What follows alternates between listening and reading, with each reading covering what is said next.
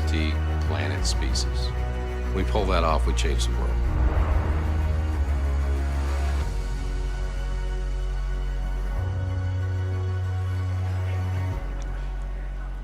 So at this point in time, the crew, they are in Dragon Endeavour. They are in their seats. Their suits are on. Their visors are down. And they are about 5 minutes away from LOS, or loss of signal. They are basically preparing to re-enter the Earth's atmosphere. So they undocked from the International Space Station yesterday at 9:10 p.m. Eastern. The Dragon capsule performed a couple of maneuvers to basically line everything up in preparation for re-entry. We jettisoned the Dragon trunk to expose the heat shield, and we closed the nose cone after performing a deorbit burn, which was the final burn. That's the burn that locked us in, committed us to Splashdown today. So once that burn was concluded, we shut the nose cone, locked it up, and now the crew is just waiting to come back home. Exactly right. So we've got about, it's looking like 16, 17 minutes until splashdown. That's correct? Yeah. So crew has had a long time on orbit. Originally they were supposed to have 10 days. They've got 15 days on the ISS, 17 in full spaceflight orbit. You mentioned yesterday they undocked at 1:10 GMT, and they had about, 16 hours, 16-hour travel time. So they got a few extra orbits in there as well. Yeah.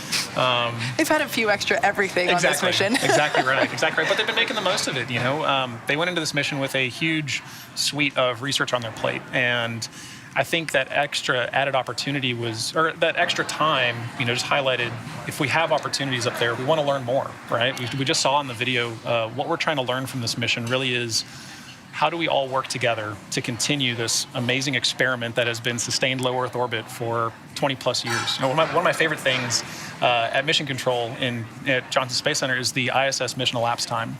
And you go and you see that, and it dawns on you how long that vehicle has been up there operating. We want to continue that. Everybody working in private spaceflight wants to continue that and everything that we benefit from. So seeing that video, us talking about, the vehicle coming home, seeing the multiple patches inside the Dragon today, it's all part of that story. Yeah. It's all part of that mission. So even if that mission is 10 days or 15, we get a lot out of it, and we learn a lot from it. So. Yeah. Now, for those of you that have just joined us or might not be familiar with, what the Axiom crew has been up to, they did launch on, when was that, April 8th. Mm-hmm. The mission was initially intended to be an 8-day mission. It ended up being 15 days. Right. So 15 days on station, total of 17 days on orbit. Unfortunately, the weather just wasn't willing to play nice with us around Florida. As we mentioned before, we have 7 recovery options around Florida, both on the Gulf side and the Atlantic side. Right. And we take into account lots of different things, lightning possibility, precipitation levels, wave height, wind speeds, all kinds of things to make sure that the crew as well as the recovery teams are safe for the operations. And unfortunately, we just haven't been able to pull that off for the last week, even with those 7 options, those 7 locations. So fortunately, as I mentioned before, we are fully committed to Splashdown, having performed that final deorbit burn. We are intending to splash down off the coast of Florida on the Atlantic side, near Jacksonville. And the weather is beautiful today. Right. We are super go with our weather conditions. There's that term. We're waiting for the super go. Yeah. So we are expecting loss of signal to begin around the 53-minute mark, which is now. So waiting to hear on the nets the call out for that. Once again, the crew are expecting this. This 6-minute LOS period. Wait, that's not 6 minutes. Yep. Yeah, there we go. 6 minute LOS. So totally anticipated. Every crew that we have brought back down to Earth has gone through this at that point in time. The capsule is re-entering the Earth's atmosphere. It's actually using the friction provided by the atmosphere to slow the capsule down prior to the drogue chute deployment. The crew was going 17,500 miles per hour. That's the velocity, the speed of the space station. And so the Earth's atmosphere actually acts as that initial slowdown period. Right, that's the drag that Yeah. we get to help slow it down efficiently. Absolutely. Right. So once we get through the atmosphere, the capsule's then going about 350 miles per hour, at which point we deploy two drogue parachutes, which provide initial slowdown as well as stabilization. Okay. And then after the 2 initial drogue parachutes are deployed, we get the 4 mains, which are those orange and white parachutes that are very iconic, super noticeable. Right. And we are hoping to have all of that, views of that soon. Exactly. But right now, the crew, they are in an expected loss of signal, and we expect this to go on for a few minutes. Exactly right. Yeah, at this point, they're just suited up and kind of waiting, right? Yeah. Dragon's doing all the work. Crew is monitoring, obviously, and following along for the ride. But they are suited up, they are visors down, and they are waiting for splashdown. So there on your screen, you can see Mission Control Center here in Hawthorne, California, just right behind John and I. And the crews there are monitoring the telemetry and everything that we can track on Dragon. As we mentioned before, that communication, that's not an option because that heat shield is slowing the vehicle down significantly. The external temperatures of Dragon reach about 3,500 degrees Fahrenheit. There's plasma building up on the side of it, and so that's what prevents the ability to really get any telemetry or communication from the capsule at that point in time. But we will hopefully be able to get views of the capsule. Well, of course, we'll bring that to you as we have those available. The first shot might be a thermal shot. That's what it has been in the past. Well, heat it up to 3,500 degrees. It's a little easier to see. Yeah, on a thermal infrared's going to camera, catch that for sure. But at this point, the crew they're in their seats. They're buckled up. I think it's about 4 Gs that they experience during the re-entry period, but it's they've trained for it. Exactly. It's about the same as they experience throughout liftoff as well. Yeah, exactly. So as I mentioned before, at this point we're in that communications blackout period, lasting about 6 or 7 minutes due to the formation of plasma around the spacecraft. During this time, no vehicle telemetry is received by Mission Control or the recovery team, and no external commanding of the vehicle or voice communication, as I mentioned, is possible. Now, as a reminder, Dragon is designed to fly itself and continues to autonomously use its Draco thrusters in order to orient itself during re-entry. During re-entry, the vehicle will be slowing down from its orbital velocity, which, as I mentioned before, is about 17,500 miles per hour, down to about 350 miles per hour. And the top temperature that Dragon will experience upon re-entry is 3,500 degrees, which sounds toasty. I always like to say that we get a toasted marshmallow back from space because that white thermal protection system, or TPS, as you hear us refer it to, it does get toasty, but the crew, they're comfortable, right? Right. And that TPS system, that's doing all of the hard work to keep crew safe, right? The ecosystems inside the pressurized part of the vehicle are also doing the same to keep crew safe, to keep them comfortable. But those 2 systems have a very, very important job to do. In addition to the drogue parachutes, like you mentioned, right? Each of these systems, as part of the overall Dragon capsule, has a very specific and choreographed aspect to safely allow crew to re-enter. Absolutely. And then once they splash down, there it's ground teams. Ground teams are really carrying, ensuring that the vehicle is safe. And there's our first view of Dragon Endeavour re-entering the Earth's atmosphere with the Axiom 1 crew. Heat shield doing all that work to keep that ablative heat, or to keep the heat ablated from the vehicle as it's re-entering at those speeds. Yeah, so this is a shot from our infrared tracking camera. Once again, the crew, they're slowing down from their orbital velocity of 17,500 miles per hour. That heat shield is utilizing the Earth's atmosphere to help slow the vehicle down. Once again, we are in an expected loss of signal, or LOS period. Essentially, we're not able to receive any communication from the crew at this point in time, but as I said before, expected. The crew knows that. The teams on the ground here know that. Right, and that was one of the critical roles earlier of beginning acquisition.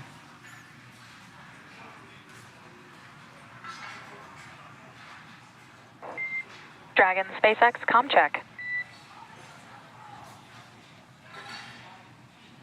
Loud and clear, Sarah. Crew's doing fine. Copy that. Great to hear from you.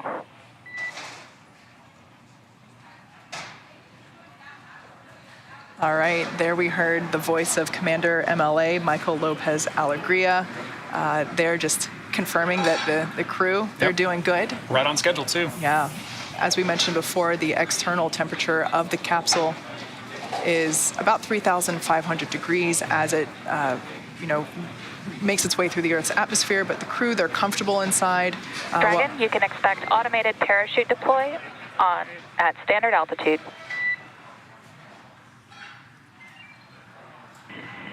Copy that, Sarah.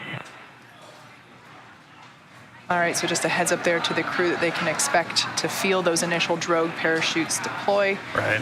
As I was saying before, the crew's comfortable. You know, while the exterior of the capsule is warming up, we are purging the internal cabin and their suits with nitrox or nitrogen-oxygen mixture to keep them comfortable and cool. Mm-hmm. Yeah, exactly. So, as we're waiting for confirmation that Dragon chutes have deployed, just prior to the deployment of the initial drogue chutes, Dragon will automatically safe the propulsion system.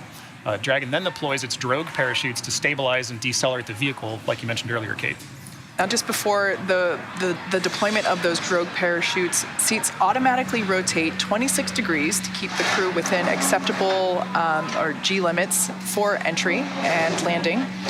Without the drogue chutes, we would have to make the mains 3 times stronger and heavier. And of course, everything about spaceflight is about weight. Right. So if Dragon SpaceX, brace for drogue window. Bracing. All right, so just a couple moments here until those drogue parachutes are released. Shortly after the drogues are released, we'll see the release of the main parachutes, right, which help to further decelerate the vehicle and allow the vehicle to proceed safely to the splashdown zone in the Atlantic Ocean. The vehicle's velocity at drogue deployment is about 350 miles per hour, and they deploy at about 18,000 feet.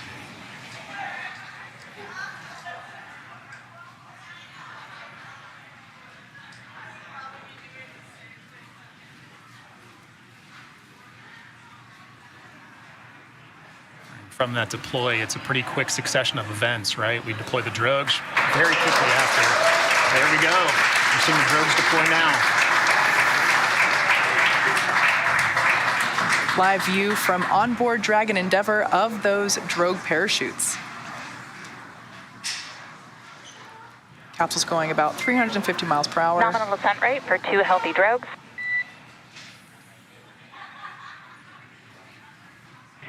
Copy, sir. It's what you love to hear from inside the capsule. Exactly. Because unfortunately, they can't see Right. the parachutes, so to hear that call out that their drogues are healthy, it's great news. So there's a better shot of those Beautiful drogue shot of the parachutes drogues from our doing their tracking work. camera.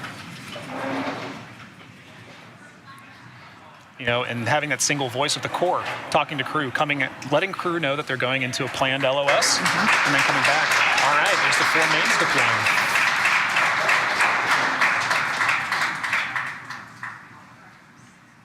All right, so We have visual on 4 mains. So there we heard that confirmation of 4 mains deploying. And descent rate nominal.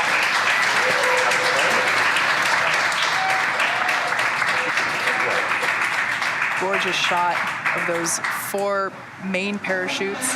1,000 meters. Copy 1,000 meters. So just the crew reporting that they're only 1,000 meters Right. from splashdown. Right. Landing in water is simpler, therefore more reliable, and it provides more margin against unlikely parachute issues. We had to learn how to make Dragon waterproof, but once you do, that's it. It's a rinse, review, reuse type process. Right.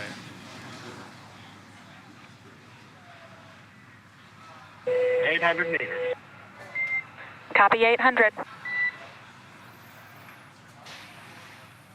Once again, our Axiom 1 crew is targeting a splashdown in the Atlantic Ocean at our Jacksonville recovery zone. The recovery teams are in the area waiting for that splashdown confirmation. scheduled for about 2 minutes from now, according to our clocks. 600 meters. Copy 600. So we can see that capsule there, as I mentioned before, when we saw it on station and of course during launch, it was pure white. Right. It is no longer. Right. We now have really a beautiful shot of that toasted marshmallow, that thermal protection, those thermal protection systems, Right. keep the crew safe. Copy 400. And like you said, that's a testament to the design of the vehicle doing exactly what it was designed to do and what it has to do to do it safely. And like you said, rinse, reuse, right? It's all part of reusable spaceflight. First live view of our crew there from inside the Dragon capsule now that they have re-entered the Earth's atmosphere. 200 meters, bracing for impact. Copy bracing. I think I see that zero-G indicator in the lap of Mission Specialist Mark Pathy there. That's right.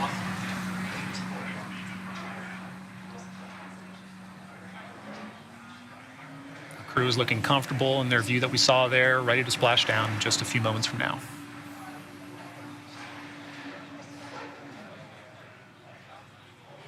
And right now, I think those parachutes slowed the vehicle down to about 15 miles per hour? Yep.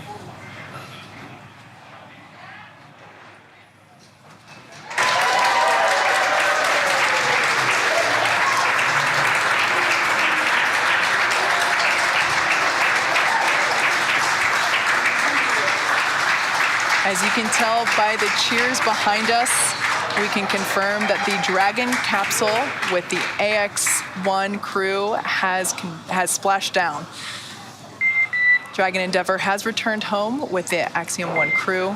Dragon SpaceX, we see Splashdown and mains cut.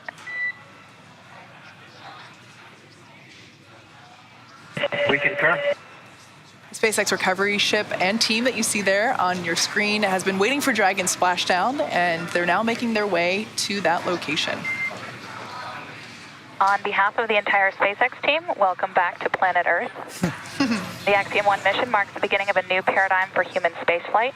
We hope you enjoyed the extra few days in space, and thanks for choosing to fly with SpaceX.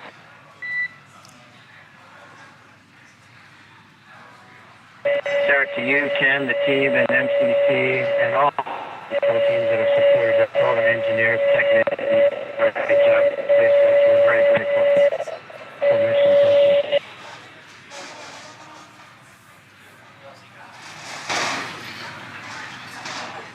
All right, well, good calls there from MLA and Core. And we copy all.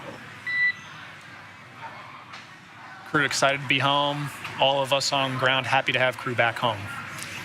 Now, the teams have been ready and waiting for about 3 nautical miles away, so it's going to take them about 30 minutes to make their way to get the crew inside Dragon.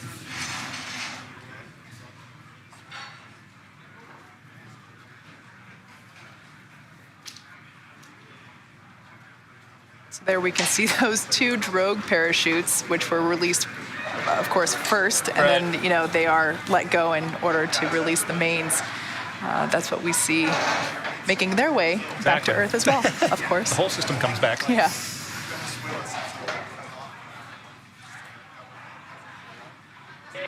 we're in section 3. We think we're in stable 2. We can't see very well out the windows. Disregard me. That's stable 1. And Dragon, your comm is getting pretty hard to hear. Maybe we can have Larry relay some of that.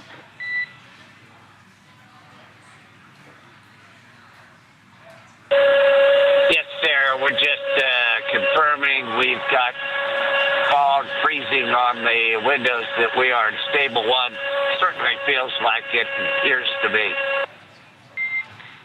Copy that, Larry, and can confirm we'd see stable 1 as well. Stay out of the way. My thanks to you, everybody, all the people who have supported us around the world. Just amazing job and amazing mission. Appreciate the words, Larry.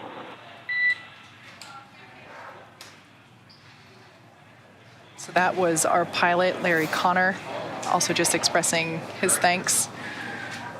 Now we can see the Dragon capsule. So I just want to, kind of inform a little bit about what those calls were. So we heard the crew basically wanting to confirm stable 1, stable 2. So that's basically just the position that the capsule splashes down in. So stable 1 being this primary upright. Stable 2 would be like it's a little bit more on its side. Okay. And that's why they said, we can't really tell, can't quite see out the window. Right. I have a feeling they were like, well, based on, the way that we're fitting in the sea, we think we're this way. So that's just confirmation of the position that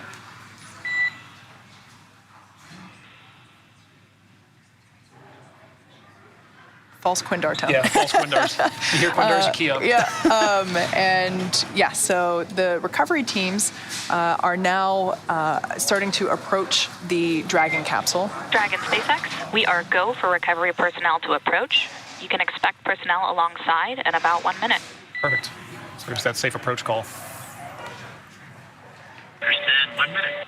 Yeah, so the reason why the recovery team doesn't just rush there, so Dragon is loaded with hypergolic propellants, monomethyl hydrazine and nitrogen tetroxide, and they are toxic when you breathe them. Right. So for the safety of the crew, both inside and the recovery team, we wait for Dragon to basically double, triple check that all of those vents and everything are closed off and there's no venting from the Dragon capsule, like from those Draco thrusters themselves.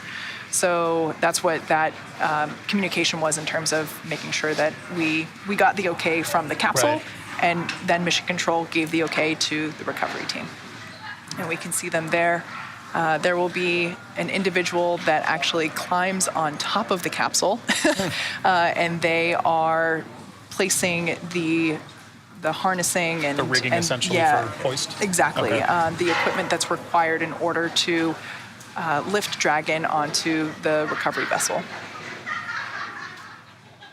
Infrared shot there of that fast boat, as we call it, approaching, and they're basically doing another sniffing test, essentially, where you can see that the team has PPE on, personal protection equipment, respirators to do a triple check that the vehicle is not releasing any of those toxic hypergolic vapors. Right.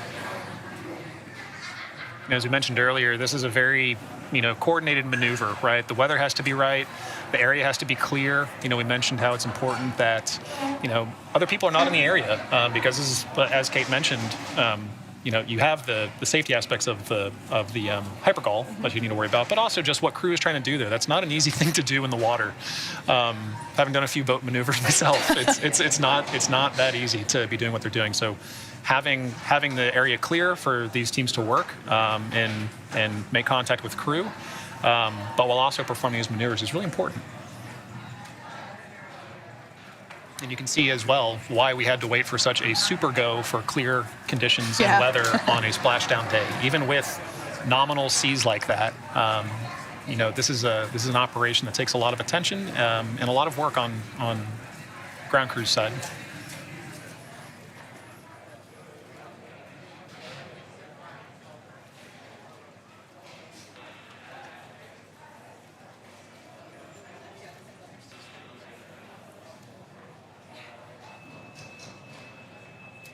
Now, one thing I want to mention, we have talked about Commander MLA Michael Lopez Alegria, how he has been to space before.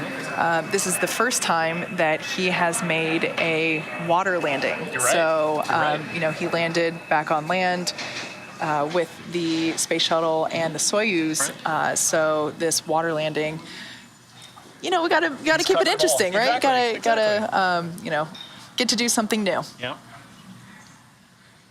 So there we can see one of the SpaceX recovery team members has climbed on board Dragon in order to start essentially equipping Dragon with the things that we need in order to lift it or hoist it up onto the recovery vessel.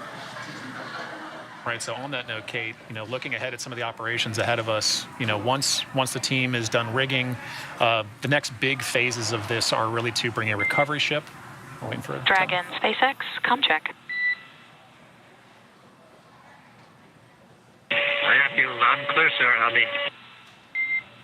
Have you loud and clear as well. Just wanted to verify a comm configuration update.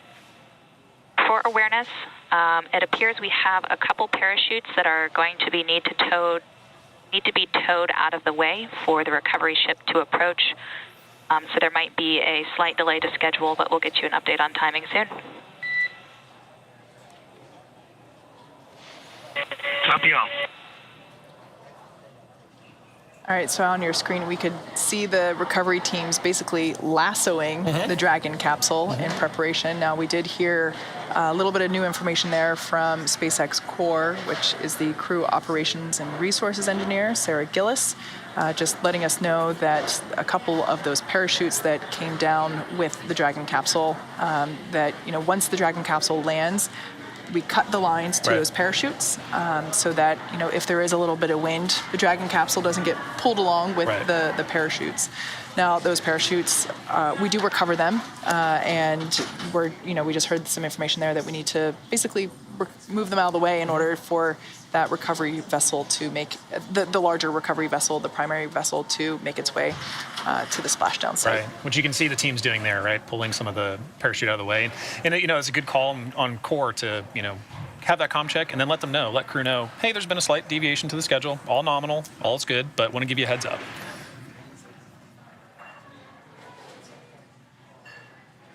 If I were inside Dragon capsule, I would really appreciate that information because, as we see how the ships, how those boats are moving and how the capsule is moving, that movement is a little less dynamic right now. But a couple minutes ago, I was watching the Dragon capsule, and I thought I would probably be feeling a little unwell, right, with that rocking motion. So, just for mental preparation and stabilization, knowing, all right, I might have 2 or 3 extra minutes to get through this. Kind of acclimate myself a little bit. I can hold on, right.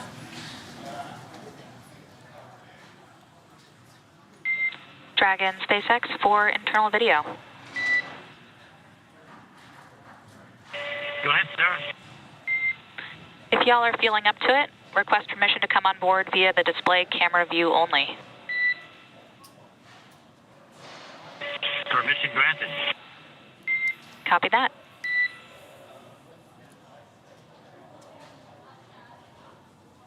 So soon we should be getting an internal view of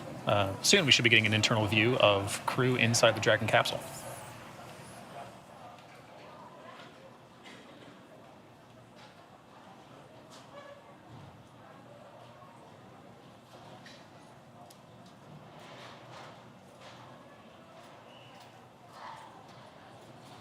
For those that have just recently joined us, after 17 days on orbit, 15 of those days on the International Space Station, we can see that the Axiom 1 crew has returned home to planet Earth. Just a few minutes ago, they made their splashdown in the Atlantic Ocean off the coast of Florida near Jacksonville. And there we can see our recovery teams working the capsule in preparation for lifting it onto the recovery vessel. And there we have a shot of Mission Control Center here at SpaceX headquarters in Hawthorne, California, where John and I are located. Yeah. What I particularly loved, there's a great shot from inside the Dragon. So this is just after splashdown now. We've got a shot over the shoulders of Commander MLA and pilot Larry Connor. They're waiting inside the Dragon to be hoisted up now. We can see that they have lifted their visors, so that's the clear part there, which is currently on top of their helmet, but during the dynamic portions of the mission, so for launch, for docking, for undocking, and for splashdown, we do ask them to close their visors. So now they're able to open it up and as we mentioned before, we have been flushing the interior of the cabin as well as inside their spacesuits themselves with cool nitrox, nitrogen-oxygen mixture, in order to keep the crew comfortable, throughout the recovery process. It's amazing to me all the work that those suits do, right? We were talking just what feels like a few days ago during launch about how those suits keep them cool. Even just from the drive from launch, from the launch pad, or from the suit room out to the launch pad and then up through the vehicle. But all the work that they do while on orbit and then coming back down.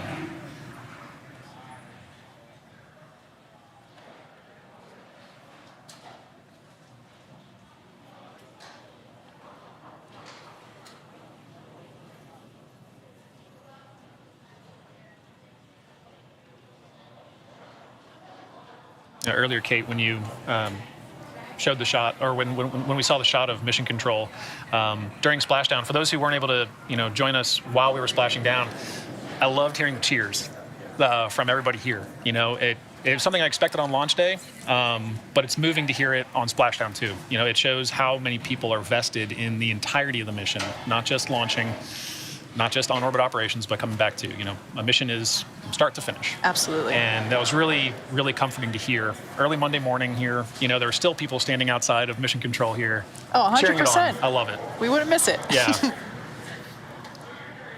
Live view there inside Dragon Endeavour with the AX-1 crew.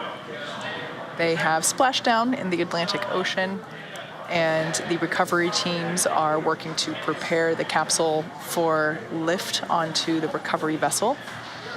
After Dragon is on the recovery vessel and fastened down, the teams will actually open up the side hatch and poke their head in and get a quick thumbs up from the crew, and one by one we'll see the crew egress or exit from the capsule using that side hatch. So once that side hatch opens, it's actually the first time it's opened since it closed on launch day, because in order to get on board and exit the space station to egress and all that good stuff, we use the forward hatch, the hatch that's at the top of the capsule. But the nose cone was covering, right? Exactly. Yeah. And the side hatch hasn't been open since launch day. So they got into the capsule on launch day.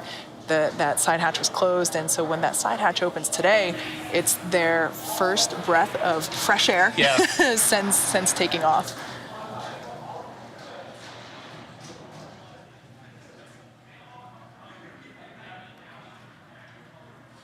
As we noted earlier, it's going to take a bit of time for the recovery vessel to make its way to Dragon. We got a call from Core saying that we had to get some parachutes out of the way so the ship can make a safe approach. But at this point, the rigging teams are working to make sure that Dragon is ready to be hoisted on that vessel as soon as it gets there. Yeah, absolutely. As we've mentioned before, you heard us say it already today. You heard us say it a ton on launch day. Everything is carefully choreographed when it comes to space flight. The fact that the Core communicated to the crew just to let them know, hey, there's a slight delay, or you can anticipate a slight delay. It's all about safety is what it comes down to. The safety of the crew on board, as well as the safety of the support teams. In this case, the recovery teams there in the water with the crew. Right. That is priority number one above all else, and just making sure that everything is planned for step by step. And even in, I don't want to call the parachutes in the way off nominal, because that is a normal thing to happen, but it wasn't, we didn't plan for it, right? Yeah. So, for something like that where it's like, okay, the parachutes are in the way, cool, we have margin. Dragon SpaceX for private medical conference. And you have procedures for that as well. Absolutely. Go ahead with the PMC. For awareness,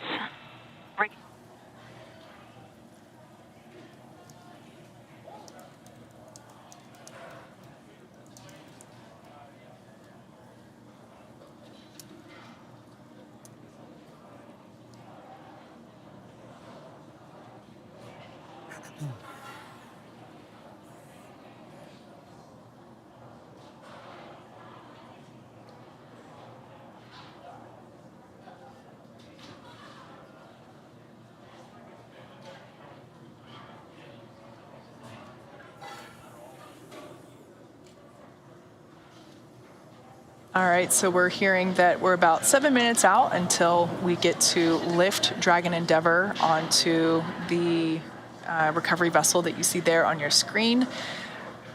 The arch that individual there standing at the end of the ship, there's an arch above them, and that arch will actually articulate downward, and the teams in the water will attach the harnessing and everything required to hoist or lift Dragon out of the water and into that cradle there. Fun fact, that recovery vessel that recovery vessel is named Megan after Megan MacArthur, Fantastic. who was our pilot for the Crew 2 mission. Our other recovery vessel for Dragon capsules, which, as we mentioned before, there's 7 sites around Florida. We have one recovery vessel here in the Atlantic, that's Megan. The other Dragon recovery vessel located in the Gulf is Shannon, for, of course, Shannon Walker, who was the first woman to fly on a Dragon capsule. So we have Megan and Shannon on board in our hearts, and of course in name here with our recovery vessels.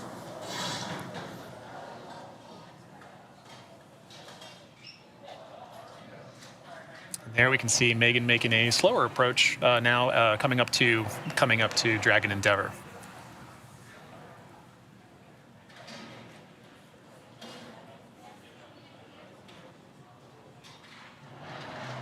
So once Dragon splashes down, there's a couple of fast boats. I should preface by saying that the recovery team is about 2 or 3 miles away from the splashdown site. For safety reasons, nobody can be super close, and so the team is situated close, but not too close. And those fast boats, the smaller boats. Dragon SpaceX, I copied comm on the whining noise. Do you have any insight of when that started? I think it started right at Splashdown. Copy that.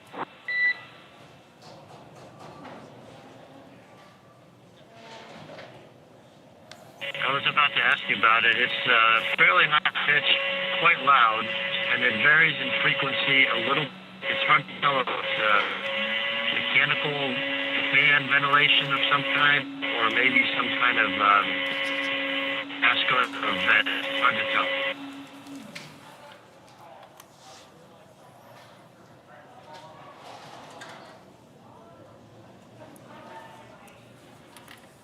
So just a little.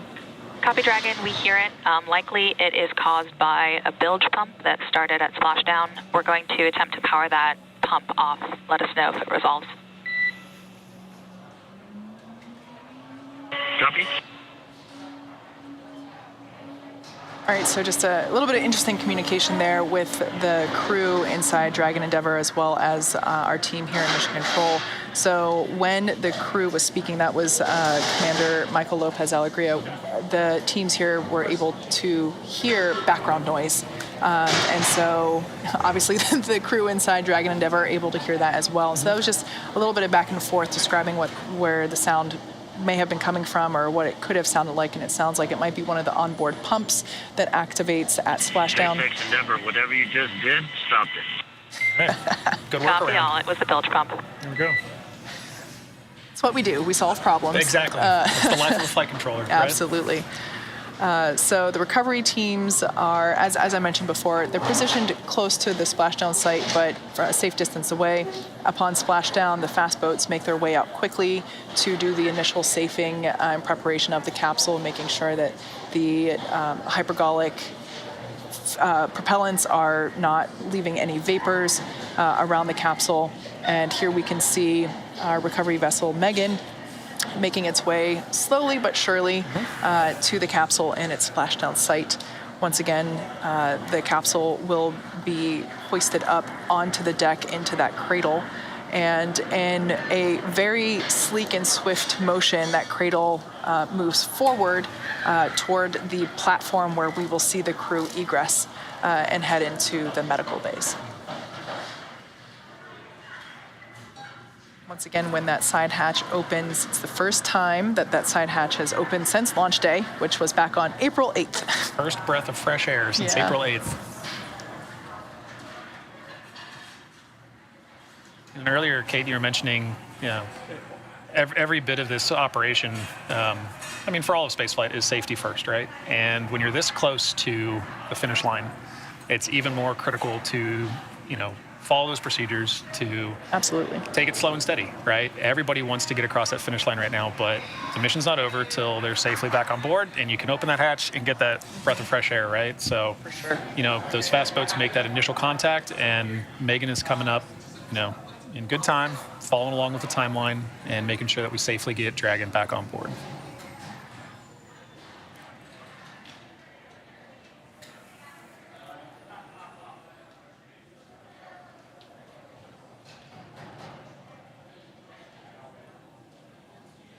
We can see that there are some swells in the water today, but the waves themselves are, almost non-existent. Really small waves there. We can see that skies are mostly blue with some clouds, as we mentioned before, with all of the weather factors that we take into account for, so things like precipitation levels, wind speeds, wave height, lightning in the area. Yeah. Those are all factors that play into whether or not we get the go for undocking and the go for splashdown, which, over the last few days has been the challenging factor for us. As we mentioned before, the crew was originally supposed to be in space for 8 days, ended up being in space for 17 days due to those weather restrictions, essentially, where we just couldn't get go criteria met for those various conditions. All those variables have to add up to the right solution, right? And you can have one variable, it's great, we don't have a lot of wind, but if you have rain in the area, it makes it really difficult to do those 24-hour go, no-go calls.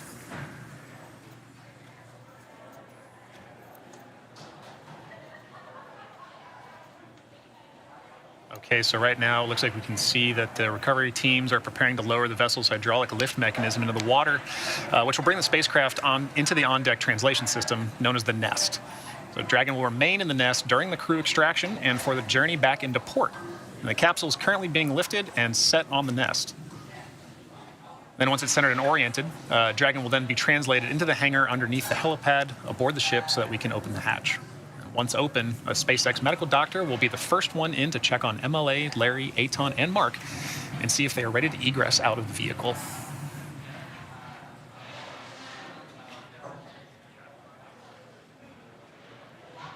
So we can see that hydraulic lift has been lowered, and they'll begin to hoist Dragon up onto the deck. There's that crew member you mentioned who climbs aboard Dragon to ensure that the rigging gets established properly to pull the capsule back in. Dragon SpaceX, brace for Boom. capsule lift. One of my favorite parts of recovery is watching that individual.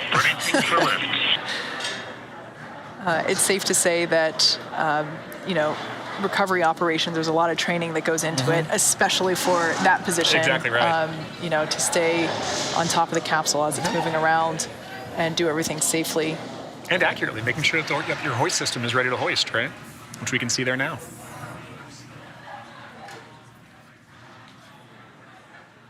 All right, so the Axiom 1 crew is now out of the water, making their way onto the deck of our recovery vessel, Megan.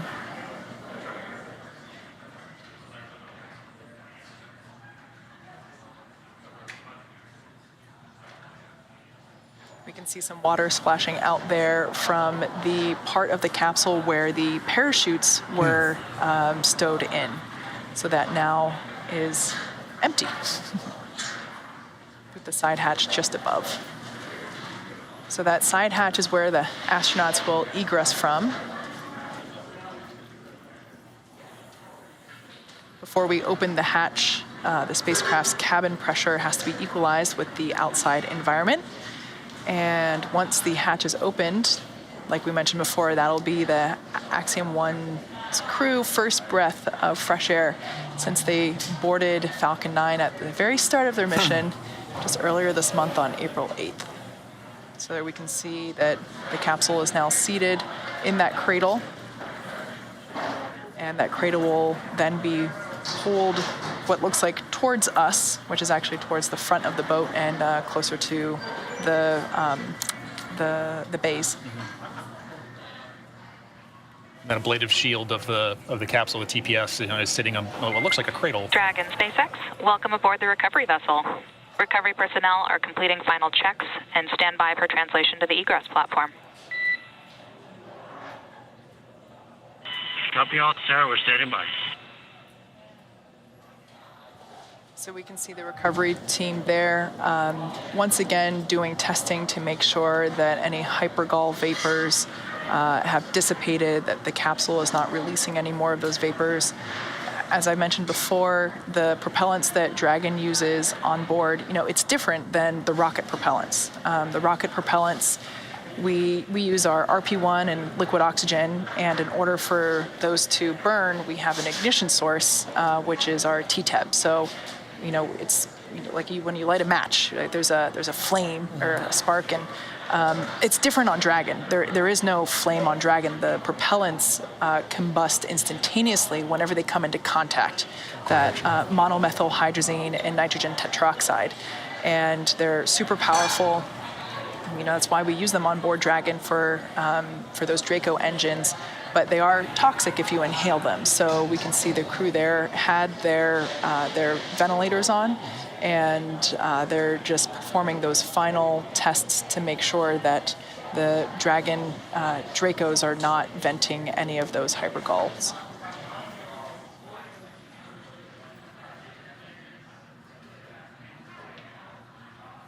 It's pretty amazing to see. It has been amazing to see the pictures while the capsule was, on station. Some of them they don't look real. It's so beautiful, but it is real. And to see, images before splashdown and after splashdown, it's incredible because it just shows, how effective the materials are that we use on that thermal protection system. Right. As I mentioned before, we do replace the TPS for missions. That part itself is not reusable yet. So while on contrast, the interior, the bones, the structure of the capsule, that is reused. Right. So this capsule has now undergone its third recovery, having previously flown on the Demo 2 mission as well as the Crew 2 mission. Yeah, it really is a testament to the capsule and just the refurbishment process, right? That really allows spaceflight to continue in this day is the reusability aspect. Seeing how clean that vehicle was at launch and still seeing 2 stickers on the inside, now seeing the third one and what it looks like coming back home. It's a testament to that ablative shield because you can see the energy that this is put through on its re-entry. So I'll be excited to see this go for the 4th one. Yeah, absolutely. As we mentioned before, the capsule is going the same speed as the space station while it's on orbit, 17,500 miles per hour. And it slows down to about 350 miles per hour during that re-entry phase. And it's just really beautiful to see evidence of that.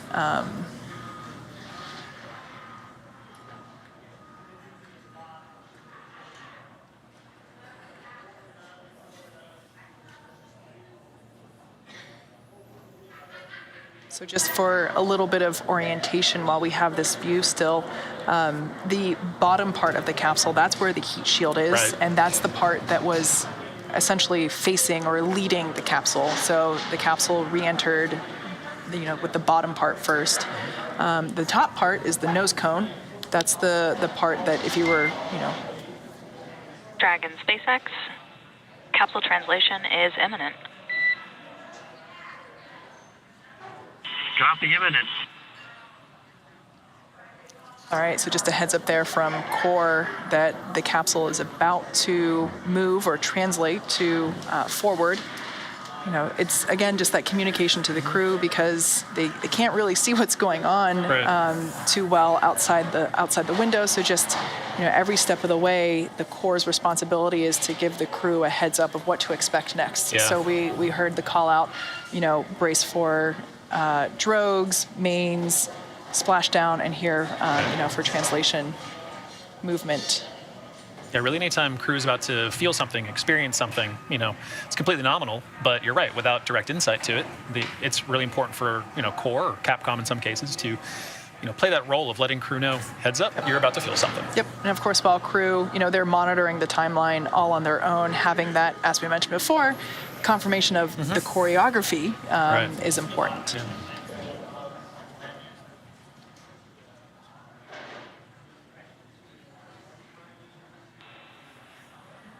So we can see that side hatch really coming into view now, situated there in between the two windows.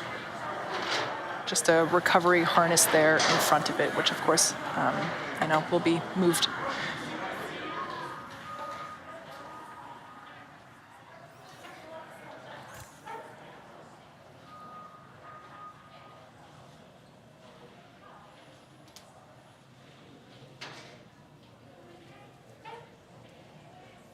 You can see a good dual view inside the capsule. As on the right, you have teams still in respirators working on the entry aspects of the Dragon, ensuring that it's safe and ready to be open from the side hatch. While crew on the left side is, you can see over the shoulders of MLA and Larry, awaiting for those ground teams to make ingress.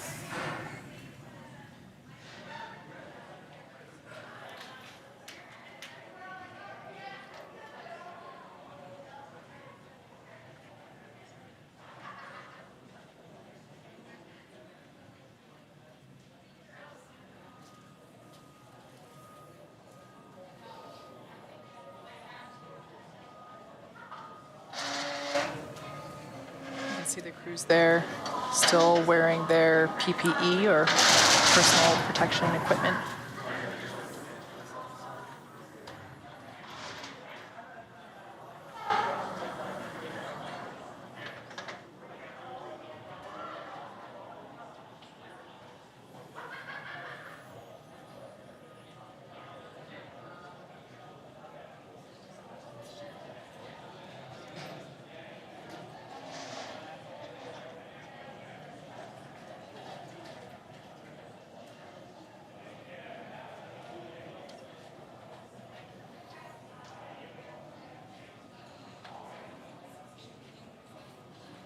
And if you followed along during launch, similar to crew ingressing the Dragon for the first time, there is a whole team of people on the ground supporting these efforts. Likewise, during Splashdown, there's an entire team of people on the ground supporting recovery. So as the vehicle, not only is recovered from the water and is passed onto the boat, it's then handed off to people on the recovery teams who have very specific roles.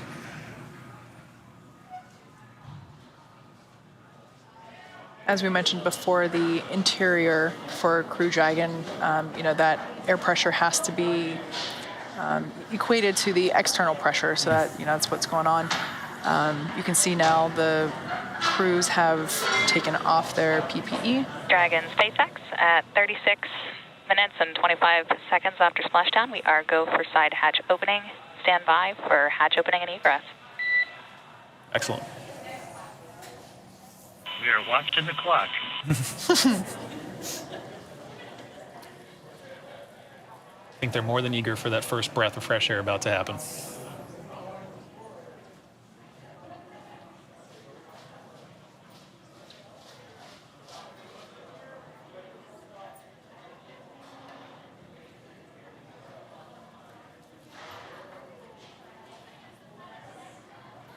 All right, looks like that side hatch is open. Excellent. Flight surgeon stepping in there to do a quick check with the crew.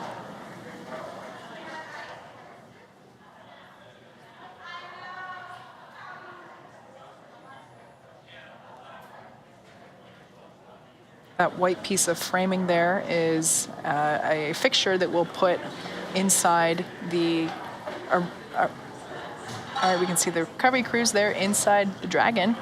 Yes, we'll put that piece of fixturing around the side hatch just to protect it while the crews are, getting out of the capsule now.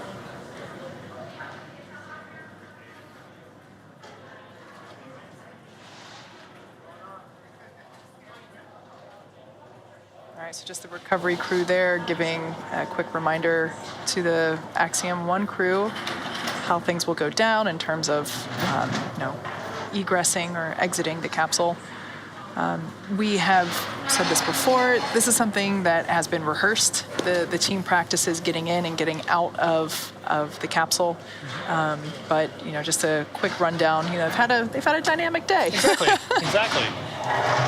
It's nice to have the reminders, and it's good to just say, hey, we're almost there. But a few more steps to go before we get you out. But regardless, welcome home.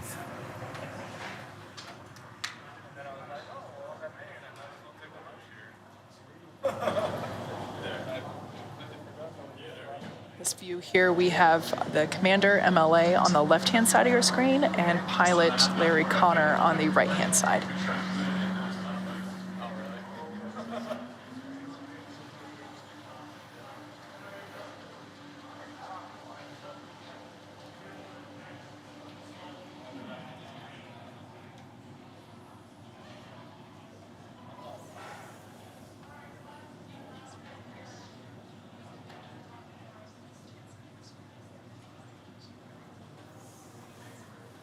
This view, you can see a few more of the ground team members just doing some final assessments and checks on the vehicle prior to crew egressing through that side hatch.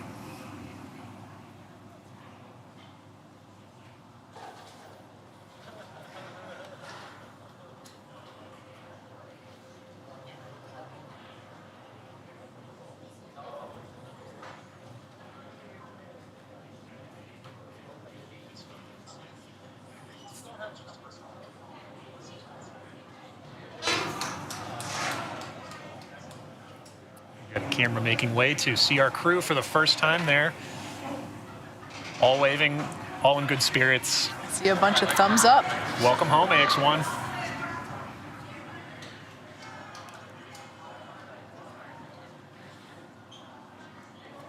Lots of smiles on board. It's always good to see.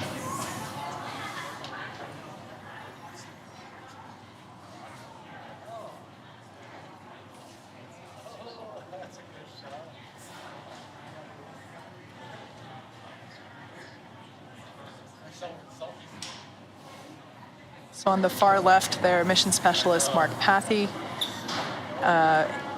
Next to him, we had pilot Larry Connor. Then to the right, MLA, and on the far right, Eitan Stibba. For Mark, Larry, and Eitan, it was their first trip to space. MLA had been to space previously, but as I mentioned before, this was the first time that he returned to Earth via Splashdown, so Right. New experience for him.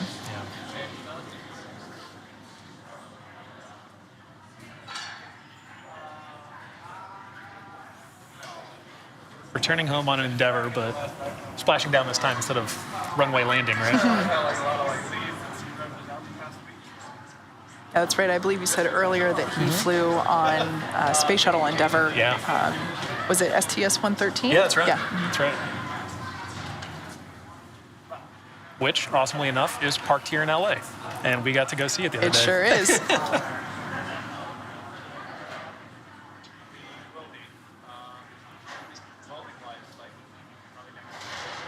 So the recovery teams are just preparing the side hatch there for the crew's egress.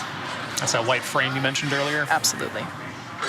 So just a fixture there to help protect that side hatch during this process. As we said before, this capsule has been reused. We plan to reuse it in the future. So not only to protect the crew themselves, but also the hardware. Yeah. I imagine that's the sealing mechanism, so you want to protect that as you're walking sure. over it and making sure it stays pristine.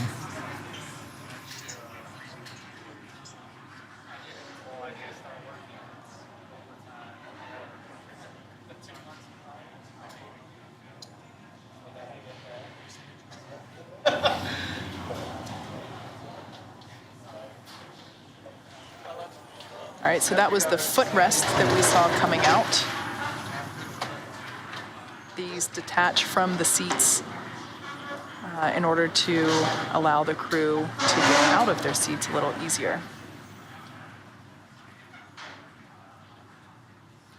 Also helps, just increase the usable volume inside Dragon. John, Right. you and I were in the training capsule. It's about 2 weeks ago now. Yeah. And it's definitely makes a difference in terms of small things like Right. that, which seem like a small or a thin item that doesn't really take up space, Right. but in reality, in terms of the volume that it occupies and where in that volume it is placed, it does make a difference in terms of mobility. And when you're on orbit in microgravity, it's a lot different. easier to get around than when you're stuck here on Earth with The that 1G pesky environment. gravity. Yeah. Pesky gravity. Right, and I don't know if it's the same for Egress, but during launch we noticed that there was a very particular way in which crew and ground teams had to ingress the vehicle because of those volumetric constraints. But allowing those footrests to come out does free up space a little easier. It's been they've spent a number of days in orbit, haven't felt the effects of gravity in a while. So making it as easy as possible to egress the vehicle is really important, not only for their comfort but also for everybody's safety. It looks like pilot Larry Connor might be the first one to exit the vehicle. See on the left-hand shot, the right side of that screen.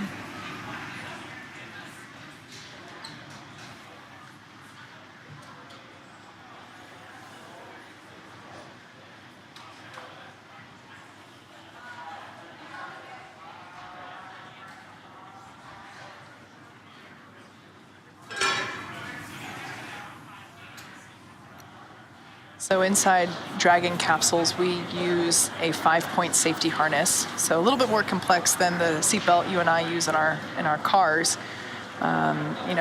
It's really designed to be safe. Make sure that the crew's ergonomics or the positions that their body is in during the dynamic portions of the mission, that they're strapped in properly, but also so that they're comfortable. Right. So it seems like that's what the recovery teams are now assisting the crews in unlatching is that safety harness. Right.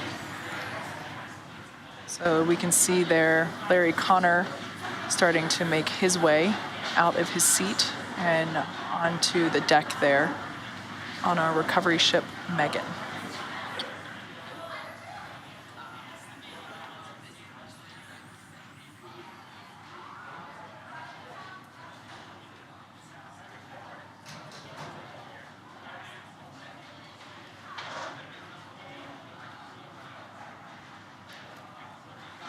See Larry making his egress from the Dragon Endeavor. You can hear the cheers in the background for it.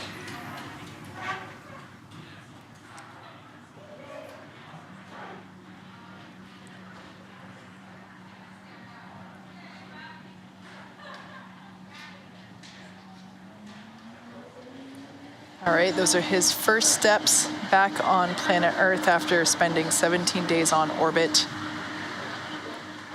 If it were me, I imagine I'd probably feel a little shaky, right? Because they don't have gravity up there. They did take exercise equipment to keep their muscles working while they're up there, but still, Hey, Sarah, we're going off comm. Thanks for everything. We'll see you on deck.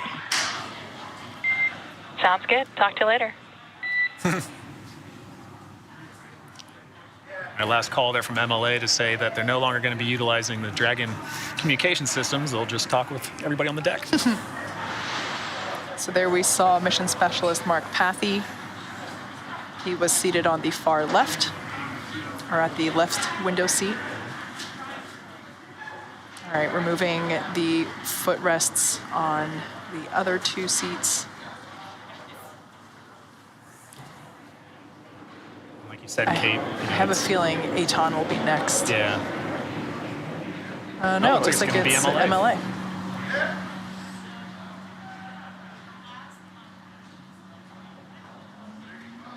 Yeah, that's certainly part of the reacclimation process is remembering those muscles that help keep you stabilized in a 1G environment. You haven't used them in a few days, so it's certainly time spent after coming back home.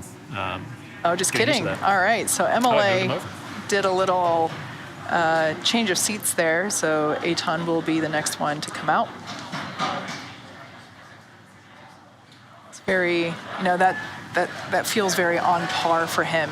We've heard that MLA really was an exemplary commander for this crew, and he basically just said, "No, Aton goes That's a great first. point. I'll be last." Yeah. One of my favorite phrases is "leaders eat last." Make sure I like everybody that. else goes first, Yeah. and it's just great to see that. Yeah.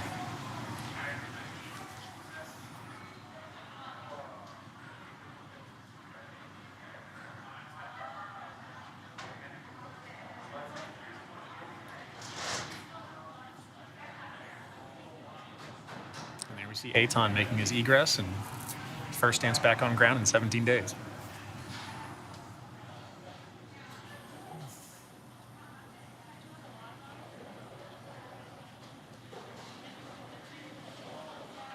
Yeah, it's quite the readjustment coming back down to Earth and going from, regardless of how long you're up there, Yeah. obviously it's, the longer you are, the more difficult the transition can be. Yeah. But, even after the 17 days that they were in microgravity, that's still a pretty significant change on the body. Yeah, it certainly is. So it's pretty amazing to see them, just take those steps and begin that reacclimation process. Exactly. Now, once they are, so for the 3 crew members that we saw exit or egress the vehicle already, they walk off and they are immediately escorted into one of the medical bays that's on board. So the recovery vessels are fully equipped with medical bays to assist with, any ailments or illness that the crew might be feeling at that time. It seems like everybody was in really good spirits and everybody was feeling quite well. But that capability is on board the Dragon capsule. And so basically the crews just go in and get checked out by the flight surgeon and get those thumbs up. Yeah, just that capability to have that immediate assessment is really important. Even if you are feeling perfectly fine, you're taking your great steps, it's all part of the ground-based operations that ensure that you come home safely and you get out of the capsule safely. So there we saw MLA slide down the ramp and now standing.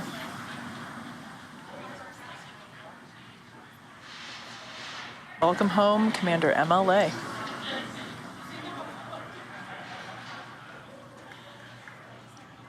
With that, all 4 crew members of AX-1 are now safely out of the Crew Dragon Endeavour.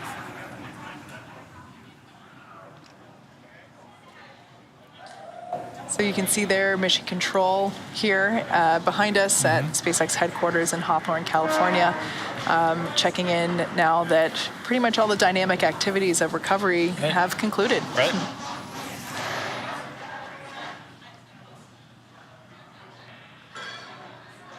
At this point, we'll just be waiting on crew to make sure that they have those good checks that you were talking about.